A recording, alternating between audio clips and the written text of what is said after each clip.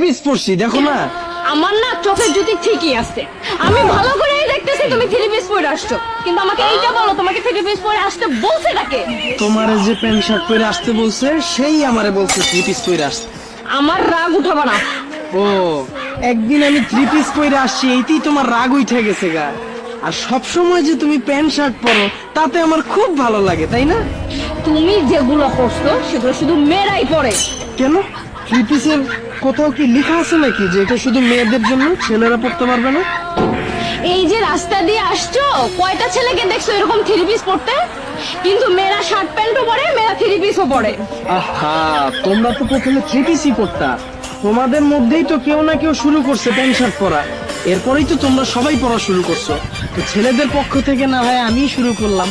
আর শুধু আমি না তো, এখন থেকে আমার আত্মীয় স্বজন, ভাই ব্রাদার, বন্ধু বান্ধব যা আছে সবাই এরকম আমার মতো থ্রি পিস পরে। আর শুধু ওরাও না, তা আমার